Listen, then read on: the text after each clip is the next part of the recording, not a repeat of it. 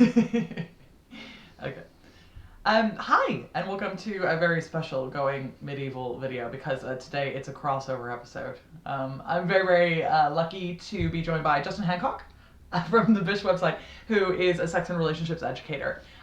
You may have heard of him before because I'm constantly linking his work and also have written for the Bish website in the past. You wrote a piece called Why Penis and Vagina Sex is Default Sex, / Don't Let Old Dead White Guys Tell You How to Have Sex. Yeah, that's right.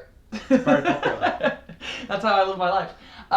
So today, Justin and I decided that... probably also explain why it is that we're able to sit so close to each other. Oh yeah, also, offline, this is Bay, so, I'm allowed to sit this close to him. That's, probably not everyone gets to sit this close to me, I'm just saying. Ditto. One of the reasons we wanted to do this video today is because offline we've been talking a lot about No Nut November, as is our wont. And we've been going over the kind of historical things from my point of view again. And I thought that Justin had a lot of good contemporary things to say about the conception of the movement and the way that we relate to masturbation.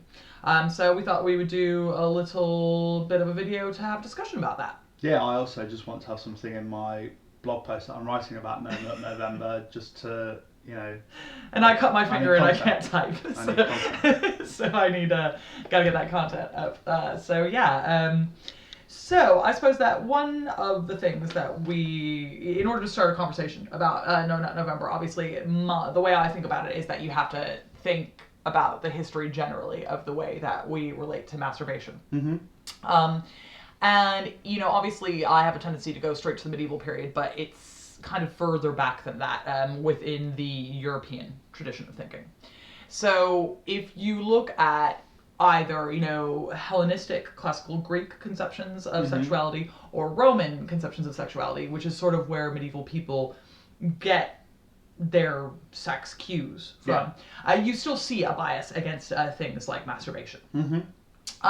They tend to come out of philosophical and also medical conceptions about sexuality, because the way that people tend to think about it is that sperm are conceived of as basically a finite resource. Mm-hmm. So sperm are kind of one of the things that makes a man a man. They are considered to be created by the heat and dryness and the conditions of men. Sperm is sometimes thought to originate actually in the brain and then travel down the spinal cord to the balls. Right. And then from the balls, obviously, it gets ejaculated during sex, ideally, right? Yeah.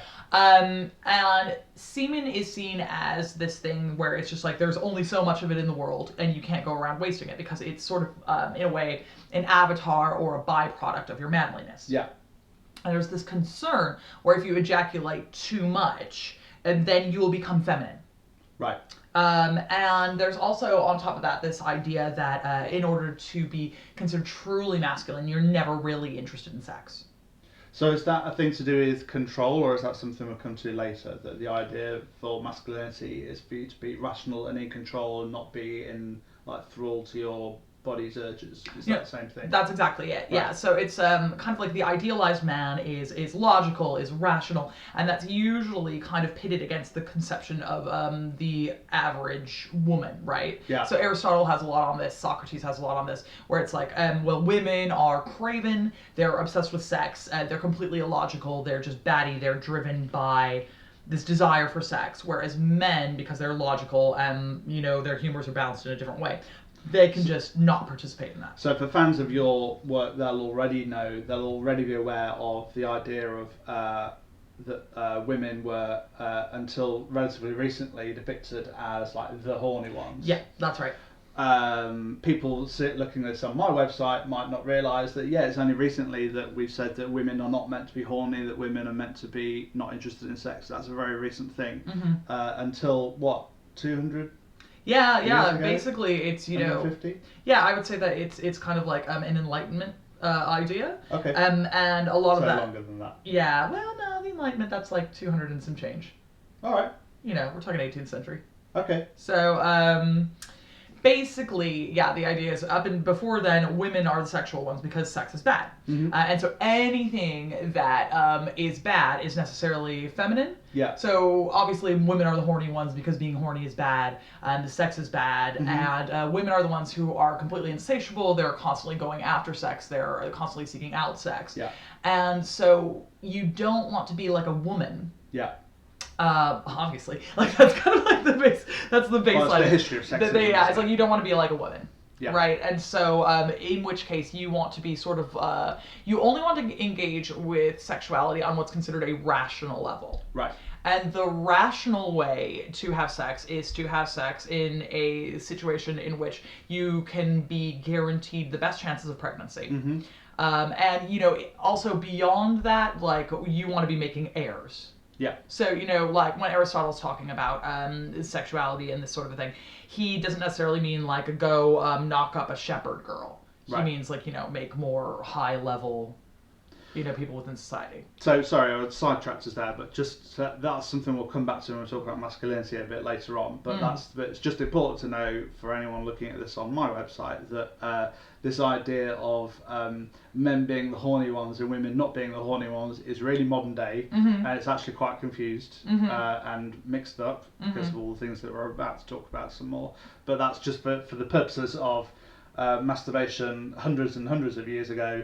It was this idea that men are meant to be rational and not really interested in it, and because in order to be a man, you're meant to be in control of your body, in control of your desires, and to keep your semen, sperm, in order to be more manly, as you were saying before. Yeah, exactly. So the worry then is if you go around just like ejaculating all the time, you'll become more and more feminine. Yeah. So it's like you lose kind of like your masculinity through ejaculation. And there are sort of some like Roman, for example, ideas that after men have sex, it's like, well, what women should do is they should lay down and keep all the semen inside them, and men should also like rest after that and try to kind of like recuperate their semen before they... So interesting.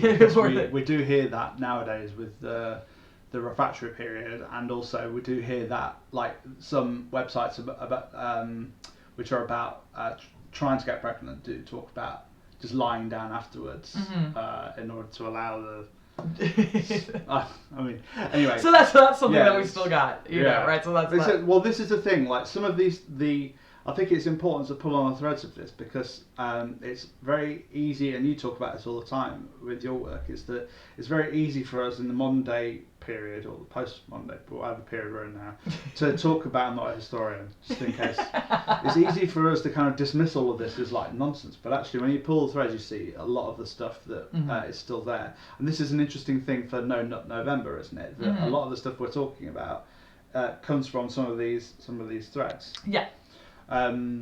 So that we might come to this at another point, but a lot of the science around No Nut November, and by the way, I'm not a hater for No Nut November, so I'll come on to that later. But the science around it is that if you refrain from masturbating, then you get an increase in testosterone. It was one very dodgy study that found an increase in testosterone, and these guys have interpreted that as making them more manly because they've not been masturbating. But that is just that's just also something that we've it's an idea that we've had for hundreds of years. Yeah, so I mean 100%, if you went to a Roman or you went to someone in the Hellenistic world and you said, oh yeah, well if you don't ejaculate so much, then you'll be more manly and you'll be more rational, they'd go, yeah, absolutely, that's 100% the case. Yeah.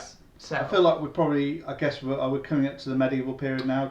So Tommy Quine. Yeah, so exactly. So for the way that medieval people think is that they tend to look at all knowledge as something that they're kind of accumulating, and so they take classical knowledge and you know, there's this tendency, just, you know, for readers at Bish, well, viewers at Bish, I suppose, there's a tendency that we think, oh, in the medieval period they lost all of classical knowledge and that's why everything was quote unquote bad. It's not true.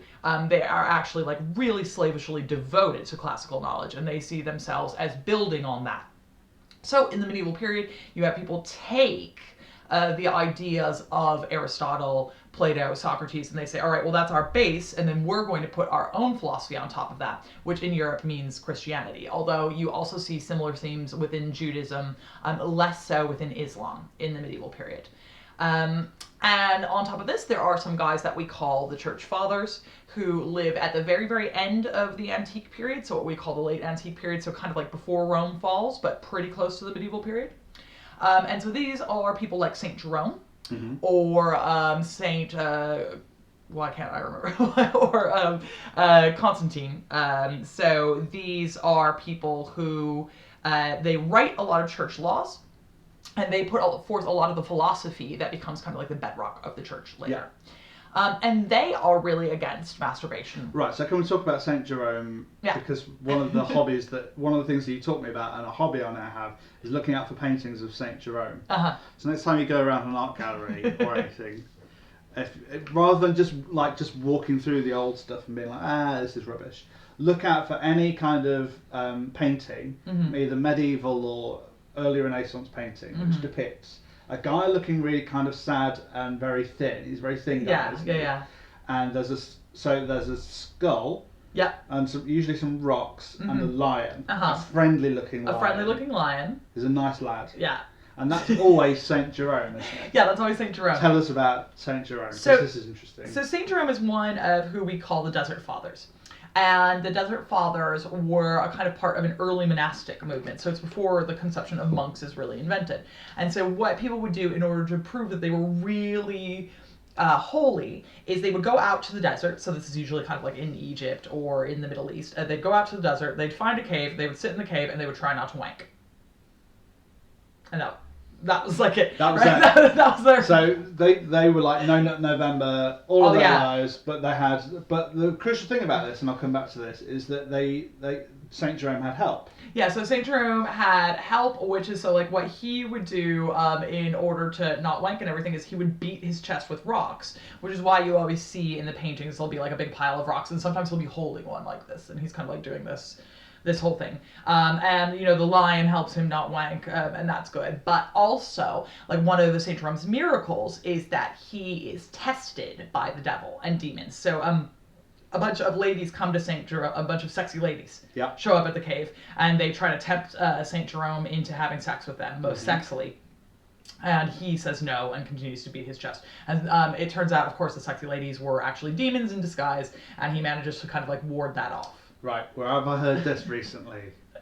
This is like, so if you know anything about No Nut November, that story will be very, very, very familiar to you, because the whole idea of like the devil tempting you is kind of replicated within No Nut November like communities, isn't it? But the temptation of the devil is kind of replaced by really hateful misogyny, isn't it? Like, so when people are doing No Nut November, they kind of see anyone being in their eyes sexually attractive or doing sexy things as being like evil, and their response to it is not to be like, oh, I'm just being tested. It's a question of my fortitude about whether I'm going to make it to the end of No Nut November and not wank.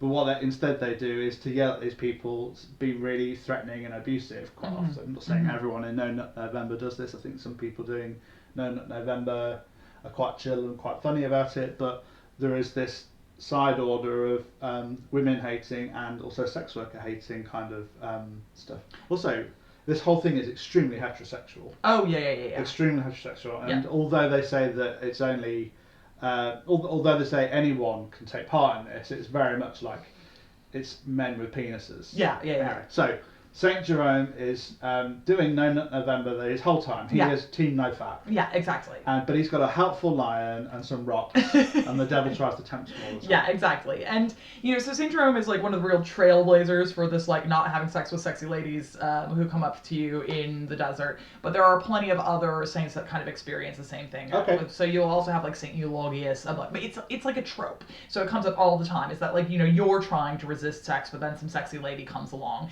who's actually a demon. Okay. Right? And so it sets up, again, this idea that it's like there's like these good, pure men who are trying to resist sex and they're not interested, and then there is this constant worry and temptation of women. So it's like, yeah, sometimes it can be demonic in the case of saints, but it's also playing off the kind of a generalized misogynistic view of the kind of ancient and medieval world, which is that women are massively interested in sex and they're always going to be trying to trick you into having sex. Yeah. Because they just can't help themselves. It's like part of their nature. They're illogical and they're just these irrational creatures that are completely, driven by their own lust and their own libido. Yeah. And that is kind of just a bedrock thing, right? Another quick side note, it's just interesting that just this whole idea of you're out in the desert by yourself, maybe with a lion. You're out in the desert by yourself, and the most dangerous thing that might happen to you is that you might masturbate. Yeah. Not get eaten by a scary creature or die of cold or die of hunger or thirst. Yeah. That's all fine, just so long as you like wanking is the major. Wanking, yeah, and that's the thing is like most of these people are also like fasting as well, right? So they're not kind of like eating a lot. So yeah, if they do just die of fasting, it would be like, oh wow, how holy. Right. But unless you wanked, and then it's just like the whole thing's over, the whole experiment. If they die of blue balls, then the whole thing is incredibly holy. Just death by vaso. It's not possible to die from blue balls, also known as vasocongestion. Yeah. So yeah.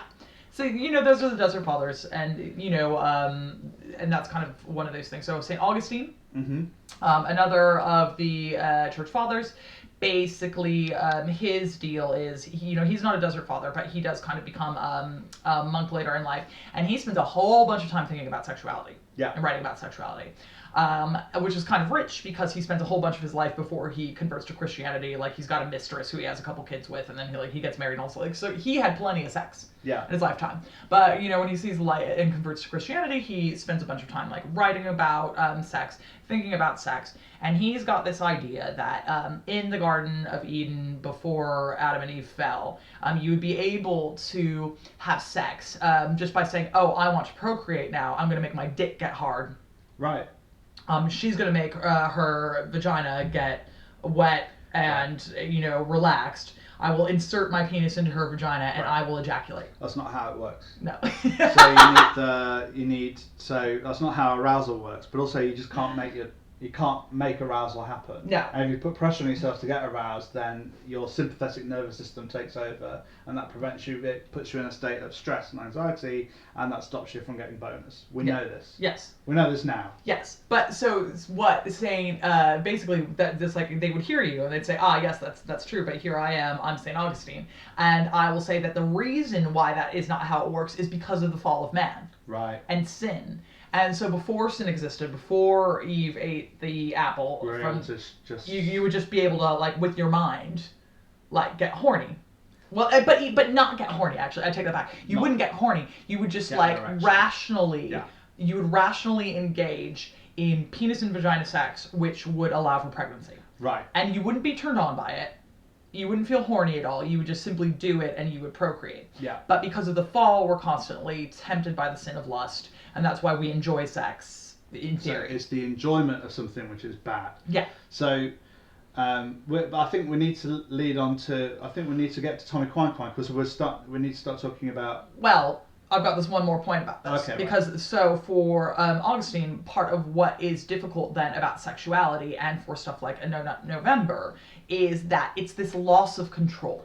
Okay, right. So it's like that. Oh, I don't control my arousal anymore. I might just get a boner at any time, and he's like massively embarrassed by that. And he finds it to be kind of like a rebuke about his humanity and the fact that he is out of control of his genitals. And it's like, oh, well, this is just proof of my sinful nature. I can't control this. Yeah. Right? And so ideally, you would have sort of perfect control of your genitals, and they would act in exactly the way that you wanted them to. Right. But as things stand, they're completely irrational, and they just kind of do what they want. Right. So interesting. So, but can we? So, there's this thing about masturbation as a particular act that a bit late. Is it a bit later in the medieval period that specifically that masturbation it comes under the term sodomy? Is that right? Well, technically it's onanism, which is a form of sodomy. Right. Sodomy, yes. And so you're right. So now we're talking about little Tommy Quine, my good friend Thomas Aquinas. Right. Yeah. So Thomas Aquinas. He's like one of the early sex educators, isn't he? He's he's a sex educator influencer of the period. He is, yes. So, so he is very important. He's a saint, but he is one of the most important kind of church philosophers. He was a real genius. He wrote about everything all the time, and he wrote a lot of various philosophical texts. And he covers sex extensively because he covers everything extensively. Basically, you name it, Thomas Aquinas has done it. His relationship to sex and the way that he relates to the world generally is through whether things are illogical or logical. Yeah. Right? And it's just kind of like, and there is a spectrum within that, but broadly speaking, you can class things as logical and illogical. Mm-hmm. And things that are logical are like what's right, what's good, what's quote unquote natural. Mm-hmm. So there's this conception of if something is natural, it means that it aligns with God, right? Because God created the universe, so natural things are good. Mm-hmm. Things that are illogical are unnatural and sinful. Mm-hmm. So for him, you have kind of the sort of sex that is logical, which is like there's only one kind of logical sex, which mm-hmm. is sex that you have when you're married mm-hmm. and you're trying to get pregnant. Right. And that's it. And that it's not, and also this thing about it, so anything other than that is illogical and sinful. Yeah.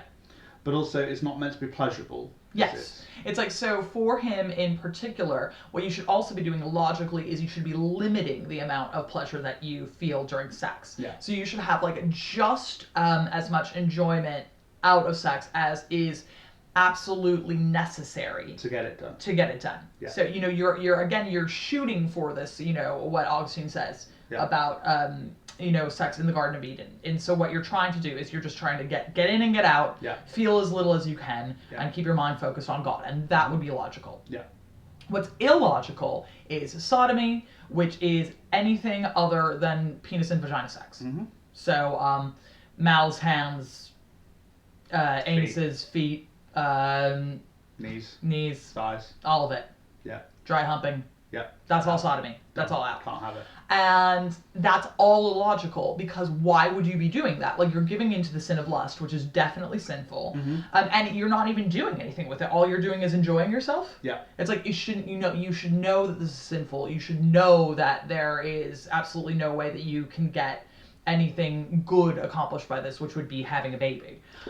So it was seen as, and states enforced this as well as being, it was kind of enshrined in church law, but also like state law, right? So it's like, so basically anything, any kind of like sodomy was seen as incredibly serious as sin and also like crime generally. Yeah, so like especially at the end of the medieval period, you could get done for sodomy. So especially in Italy, like Italians go in big for this. They kind of will have like a sodomy police force that's like going out trying to bust people for sodomy. Yeah. And having said that, they kind of mean like what we would consider gay sex, but there's no conception of gay sex. Yeah. It's like you're either a sodomite or you're not. So I mean, you are still doing sodomy if you're a man and a woman and you're doing things that can't get you pregnant. But there's kind of like, it's sort of like extra bad.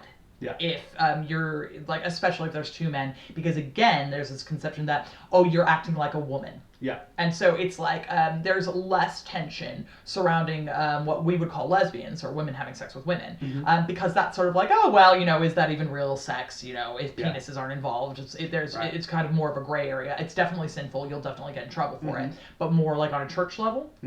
If it's men, it seems as much more subverting kind of the natural course of nature, because someone's acting like a woman. And the worst thing you can ever do when you're a man is act like a woman. Right. Because like being a woman is necessarily like embarrassing and terrible, right? So like this is kind of like the religious basis that we're dealing with when we think about wanking. So it's like wanking, which, you know, medieval people would call onanism, is always going to be bad, because it's like, well, you're doing this lustful thing and you're only doing it to enjoy yourself. And it can't possibly lead to procreation. Especially for men, you're wasting this sperm that is seen as this finite resource that you're going to need to make heirs, ideally. And people are so stressed out about this. They're so stressed out about wanking, and there's this whole debate about even wet dreams, which are called usually nocturnal emissions, or sometimes nocturnal pollution, which will tell you everything that you need to know about the medieval conception of sex. So they're like, well, have I sinned if I have a wet dream? Right. So even if you are like a monk or something and you decide to go for that no nut life, there's a bunch of tension like, oh well, what if I have a wet dream? Am I a sinner now? Yeah. And they kind of come to the conclusion that no, you're not a sinner, but like maybe you could still be doing better, like pray harder. We know nowadays that nocturnal erections in all genders, people with all bodies, nocturnal erections happen because it's thought that in a state of when the body is resting, the parasympathetic nervous system encourages erections because it's almost like so the body kind of sends blood into the genitals in order to kind of like recharge them. Kind of. Oh, it's like okay. it's described as being a bit like kind of recharging the batteries. So it kind of so that's why nocturnal erections happen, and that's why they can lead to nocturnal emissions, wet dreams for everyone. No one ever talks about that people with vulvas can have wet dreams too, but anyway, there's whole other videos been made about the sexism of sexology and the study of genitals and sex generally. Anyway, so so in the medieval period, so towards the end of the medieval period, which is 16th century? Yeah, 16th century. So basically, if you're getting around to the year 1500, you're pretty good to say like that's early modern. I feel so. For what happens in the whole of the early modern period about masturbation, like is it still pretty much that masturbation is still seen as like verboten and sinful and stigmatizing? Yeah, and actually we tend to see in the early modern period you actually have a lot more emphasis on sex being bad. Yeah. So there are certain things within the medieval period where sex is kind of like considered, not great, but people are going to do it anyway. And a lot of the time the prohibitions against it ramp up in the early modern period, and we actually see people be a little bit more concerned about it. You see a lot more legalities about it. So again, like, the sodomy police and that sort of thing, it's kind of like a late medieval / early modern phenomenon, and it's sometimes tied up with the conception of the Renaissance. So when I say, Italians, they weren't Italians at the time, right? There's no such, but what we would call Italians. So in the Italian city-states, when they have the sodomy police, when they do catch people for sodomy, they will say, oh, like, look, they will always try to say that it's like a foreign thing. There's this real xenophobia about it, that it's like, oh, well, we're being polluted by outsiders who are doing this, which is kind of funny because at the same time they're revering the Roman Empire, which was pretty gay. There's another great video for us to be made there about about xenophobic stigmatization of sexual activities. French kissing. Anal is known as like Greek, isn't it? And also like the same thing goes for different contraceptive methods as well, like the Dutch cap. Apparently the French call condoms English hats, capo anglaise, and we call, well, the old term we have for condoms is French letters. It's like, oh yeah, I remember that. Okay, Anyway, I love that. Okay. So early modern period, wanking is still bad, and so the early modern period ends with the agrarian and industrial revolutions. Yeah. So then we get into the modern period. So it's like by the time you hit, stuff like the Enlightenment. Like the Age of Revolutions, for example, and like industrialization, then we'll say we're in like the modern period. We'll drop the early. So, and this is why, I think it's very important to kind of like consider, obviously I think it's very important to consider the history of this, because even though we kind of like, we have a tendency to relate to history as, things are always quote unquote getting better, right? That we're moving from a past where things were bad into a present where things are better, or more rational, or more fair and equal. And actually, to a certain extent, you see the move from the medieval period into the modern period, and as people being a bit more stringent about sex, a bit more likely to kind of try to prosecute for it, a bit more likely to attempt to, you get the creation, for example, of police. There weren't police in the medieval period, and they will arrest you and you can get done for doing sexual things, which is not as prevalent in the medieval period, although it's possible. So you actually see that get worse. And then when we get, so you can't also, just say, oh, and then we got to the modern period and we no longer thought these things. Like, our society was no longer controlled by all of the classical and medieval conceptions about sexuality. Oh, I'm not religious, so therefore, like, religious conceptions of sexuality no longer control me, because it's just in the air we breathe. It's in our society. It's baked in. Yeah. We do have things that have sort of flipped a little bit now, which is, now men are considered to be horny and women are not. Yeah. But, you still see this kind of like idea of women as temptresses has really stayed around the shop.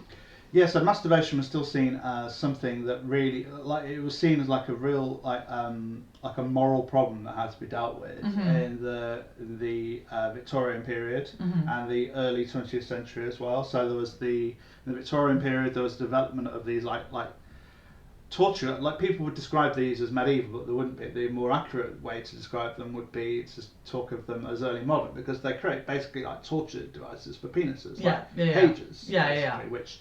There's a kink thing about that now, but basically, what children, like young boys, were forced to wear these horrible bells, devices. I won't go into detail. That would prevent them from getting erections in the night, prevent them from touching themselves, and so it was seen as a real sin, and it was seen as like, I think in this kind of like industrial context, it was seen as making you like less productive. Like, if you were thinking about masturbating, you weren't doing your work, you weren't doing your chores, kind of thing, which is still a very prevalent idea today. But also, you might know, I don't know whether you know this, dear viewer, particularly at Bish, cornflakes, invented by, it was John Kellogg? I think it's John Kellogg? Mr. Kellogg. Mr. Kellogg. Invented cornflakes because he was like, he thought that people eating a hot breakfast would mean that they'd be more likely to think about wanking. And if you have a cold breakfast, like cornflakes with cold milk on, you wouldn't get so het up, and therefore you wouldn't wank. Not quite. Anyway, cornflakes have sold well, and also graham crackers were invented. Graham crackers. Y'all don't even have them here, so. No, I've no idea what you mean. So they're called graham crackers. Okay, fine. Respect my culture. Graham crackers were also invented to prevent masturbation. Like, it was. This continued during the early part of the 20th century, these kinds of ideas of masturbation being really sinful. Alfred Kinsey came along, or wrote the Kinsey Report in 1949, which was based on years of research into the sexual habits of Americans, men and women, and did some studies which showed that men and women do frequently masturbate, and also that he found that men and women take roughly the same amount of time to experience an orgasm from masturbation, from solo sex, 3 to 4 minutes, he found.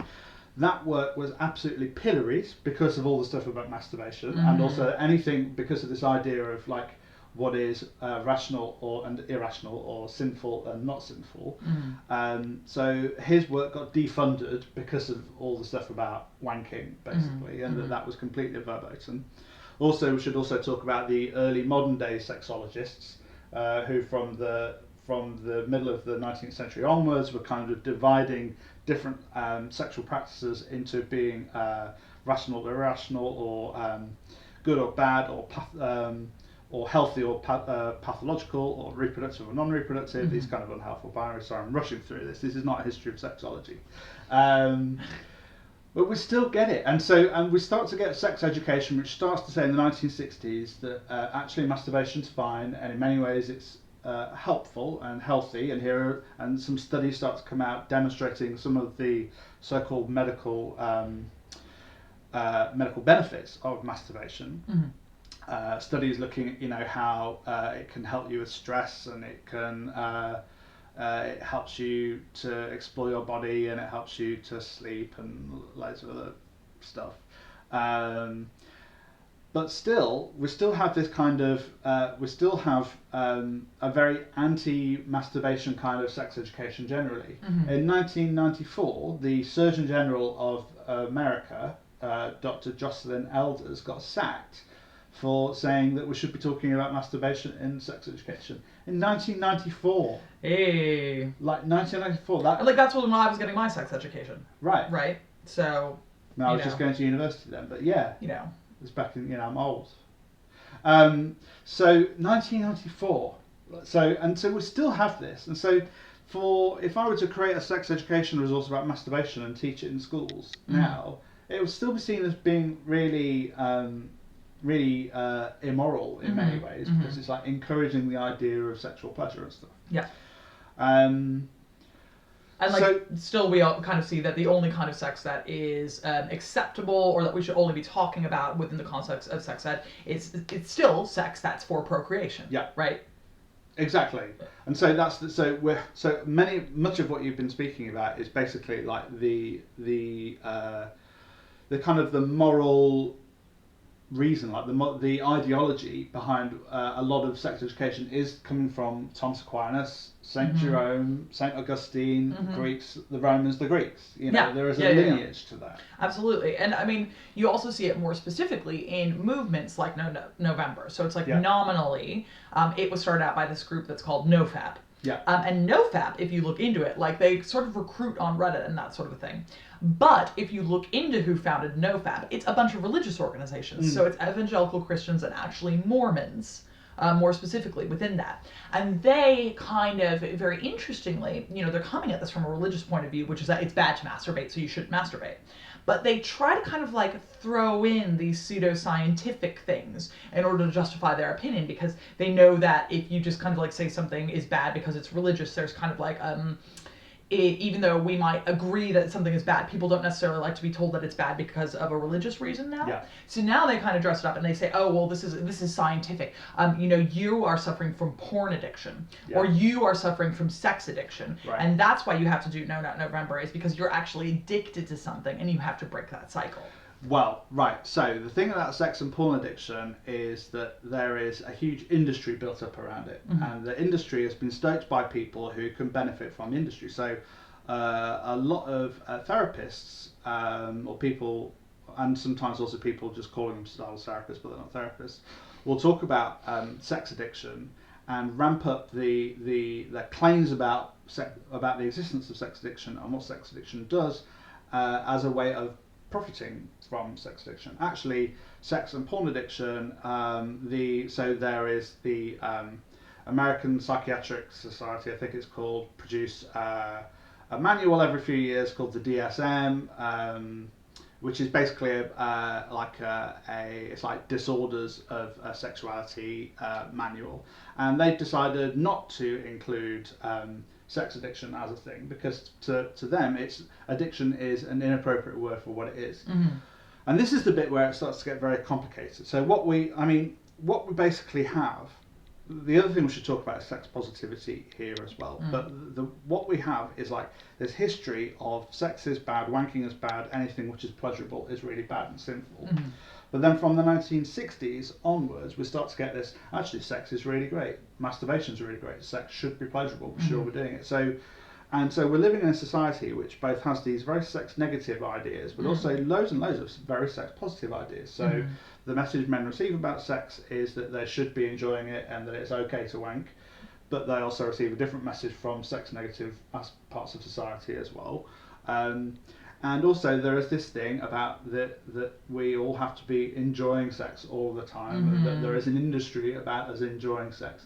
And so when we're faced with such really diametrically opposed but very powerful ideas of sex, it's very difficult for us to actually tune into what it is that sex and masturbation does for us. So this is the thing where I'm like, I just wish that we could live in a world where, and I think this is like a Western thing as well. It's like an Anglosphere thing. So it's like, so I do think that that it's just harder for people to have a relationship with their bodies where they don't feel any stigma and shame. So there's as much stigma and shame about wanking as there is about not wanking, and not wanking as there is about wanking. And so it's very hard for people to discern whether wanking is okay for them or not. And this is the thing about porn addiction. Porn and sex addiction, whenever I talk about this at my website, it's like I'm encouraging people to tune into what feels okay for them, because really sex addiction and porn addiction, where that comes from is basically our stigmatized ideas about sex. You're more likely to think you're addicted to sex if you think that sex is bad. Like if you think that you shouldn't be enjoying sex and that sexual thoughts and masturbation and porn are bad, if those are your values, then if you wank once a day or once a week, you might think that's too much. And so it's very much about your education, it's about broader culture, and it's about your own values and where we get our values from. But it's just very difficult to explore what our values are around sex and sexuality when we've got all these competing, very, very strong messages about what it is that we should be doing. Mm-hmm. Which is where, so No Nut November is like a counterweight to, as well as it being coming from the religious movement of nofap, it's also seen as like this counterweight because there is because there is sex positivity, saying, you know, sex is good, it's okay to enjoy ourselves and all that kind of stuff. But also, the other thing it feeds into is a lot of what is said about pornography and young people. So a lot of like the received wisdom of porn is that all young people are watching it and they're all getting addicted to it and they're learning lots of very problematic things from it. And actually, when you look at the evidence and when you look at the research, it's a much more complicated picture. Not all young people look at porn. Even where young people do see sexual images, it's often not what we would describe as pornography on the internet, but it might be sexual images that they've seen elsewhere. Also, people don't take in media in the way that is suggested, so we're not passive sponges to sexual media. But people know what they're watching. People know what they're watching, but they kind of they see something, but it's a bi-directional relationship. So it's a relationship which goes two ways. We read our fantasies into the sexual material that we're seeing or hearing or reading, as well as it being read to us. It's like it's a thing. It's a relationship that people have to it, and it's very. It's very personal, and it's about and because our fantasies and our thoughts about sex are changing all the time, that where people do engage with sexually explicit materials, that it is different every time. But sorry, I've gone off on a tangent there. But there is this thing about, you know, porn is bad. All young people are addicted to porn. And that porn is inherently dangerous, and that is like a narrative. And I've just explained why it's so complicated, much more complicated than people think. So No Nut November is in some ways a reaction to that as well, isn't it? It's like, well, we are bombarded with these sexual images. There's nothing we can do with our bodies. We have no agency whatsoever. So we're going to try to give ourselves some sort of agency as our power to make decisions for ourselves. And our abilities to do things with our bodies. So No Nut November is a way of in what many people perceive to be an over-sexualized society with too much sexual imagery like everywhere. Although not sure that's true, but some people argue that this is a way of people getting control over their bodies. And in that sense, I'm like, if you feel like you're looking at sexual imagery too much, or you have a difficult relationship with sexual imagery, or if you find that you're not really getting very much from wanking and you want to kind of reset your relationship to masturbation and you want to have a different way of thinking of masturbation, and you think No Nut November might help you to do that, I'm like, fine. The issue is, like, are you doing it for the right reasons? If you're doing it for this kind of reason of, well, to be a man is to be in control and to be rational, and there's only so much sperm that we have, and to emit any sperm makes them like a woman, and also being a woman is the worst thing in the world. If you're going to be a man, I think that is very problematic. If you're interested in being a man, there are many more positive ways of doing a more positive, non-toxic way of masculinity that doesn't just involve you hating women. You know, you can both love. You can be someone who loves women and femininity, and also has a good relationship with your own masculinity. There are lots of different ways to do that. I've got advice about this at my website, Bish. So that's problematic, but also like the whole the faux science of it is problematic. Like it just doesn't work. Don't believe in the faux science. Well, I mean, it's just kind of occurred to me too.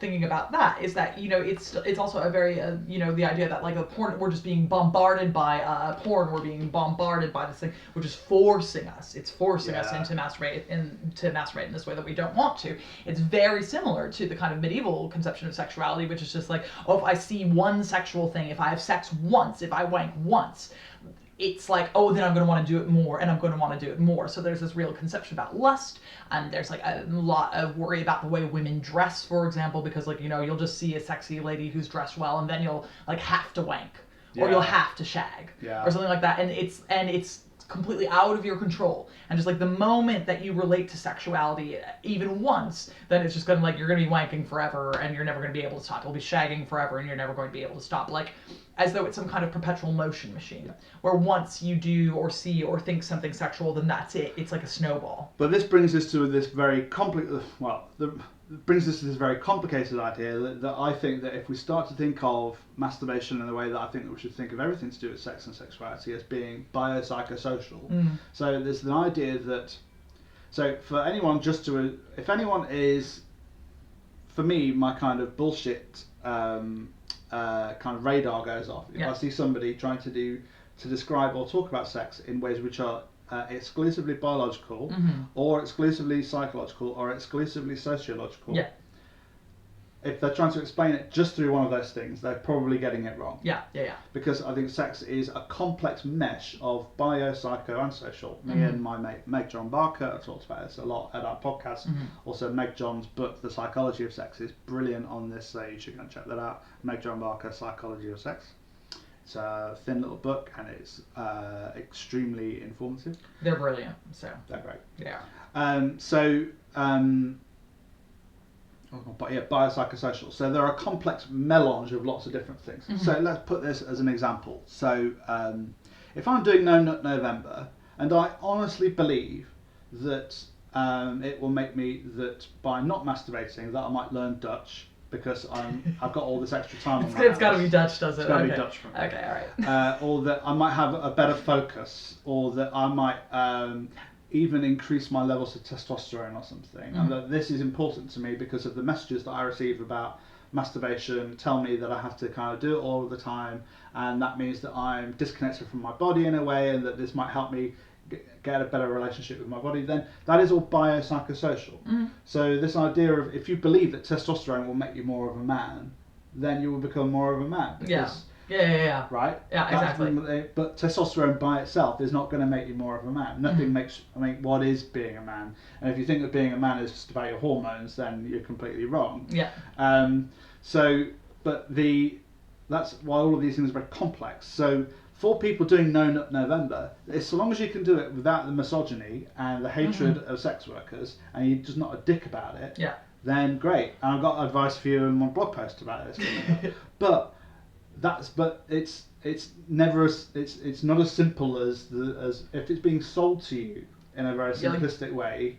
Don't believe that. You have to have this much more complex kind of nuanced idea about what it may or may not be doing for you. Yeah, like, I suppose from a medieval standpoint, what I would say about this, is kind of similar. It's like, like, I love, the Desert Fathers, right? I'm obsessed with them. I read everything I try to read everything St. Augustine has written. That motherfucker never stopped writing. But, like, I read these things, and I don't necessarily have a problem with the fact that St. Jerome went in the cave and beat himself with rocks and didn't want to wank, right? I think that's great. Yeah. Like, I love that for him. Yeah. Fantastic. Live your best life with a lion. That's absolutely, like, unproblematic as far as I'm concerned. For me, what the problem is, as someone kind of living in the 21st century, is then writing that experience into, this has to be like a form of law. Like, church law. It's got to be kind of like a religious norm that applies to everyone. And there's nothing wrong with just kind of saying, well, for me, what I don't want to do is, like, be sexual in this particular way. I feel better about this. My relationship with my spirituality is such that I don't want to do this. Like, go for your life. The only time it becomes problematic is when you attempt to then take that same kind of idea writ large and apply it to everything. Yeah. But I would tell you exactly the same thing about people who are, like, quote unquote, like, really aggressively sex positive. Yeah. Where it's like, oh, you should just be shagging constantly. You should just be like, never stop wanking. I hate that. And like, that is, as far as I'm concerned, as damaging as saying, well, you shouldn't wank. It's like, it shouldn't be always wanking or never wanking. It should be that you like, it's a buffet. Yeah. You get to, like, pick up whatever piece you want and put it on your plate. And if that's useful to you, then you can go ahead and have it. And if it's not, then you don't have to, and that's what being sex critical is. I completely agree. So I think that this idea of, like, particularly this idea of, like, masturbation teaches you how your body works, and then that makes you, like, more prepared to have, like, real sex. It's like when real sex is the only kind of is sex with another person. Yeah. And ideally, reproductive penis and vagina sex, and which is very heterosexual. So how is that different? Exactly. You know, like how is that different to every single thing that like Thomas Aquinas is saying? Yeah. Like if we're saying that, oh yeah, like you should masturbate a lot because it gets you ready to have like a quote unquote real sex. I was like, well then you're still the same. You're just still doing the same medieval thing. Sex negativity dressed up as sex positivity, and it's the same very restrictive ideas about what counts as sex.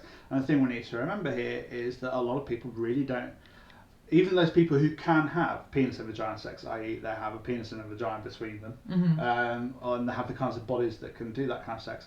Many people who can have penis and vagina sex don't enjoy penis and vagina sex. Sorry, this is another rant, but we're talking about masturbation. So if we can just see masturbation as being one sexual activity that we may or may not do, and we could pick up or put down. The other thing as well is that the thing about sex positivity is that it just completely ignores the asexual experience. And it completely explores people who are asexual, who either don't experience sexual desire or experience little sexual desire or attraction, or few sexual feelings, if any. Yeah. And they don't, for them masturbation is a very sexual act that they don't want to engage in or don't feel like engaging in. I mean, like what if people are just doing like no nut life, Exactly. And that's chill. So, like for me, that's the thing. That's the part where I want to get to with like my advice bit, is that all of these different stories are all just like should stories. They're all just ways of telling us to live our lives by a very narrow set of rules. Yeah. And they're should stories not because they're moral or good or ethical. It's just like the norm. It's a normative expectation. It's this idea that you're not normal if you're not living your life according to these principles. And I think one of my problem with No Nut November and the problem with the nofap movement but also the problems with the sex positivity movement are often just all the rules, because they just take us away from our relationship to ourselves and our relationship to our bodies that I think is very, very unhelpful. So it takes us away from self-consent, the idea that we can or can't or may not want to do certain things or not do certain things, but it takes away our choices. It just tells us how we're meant to live our lives and how we're meant to do things.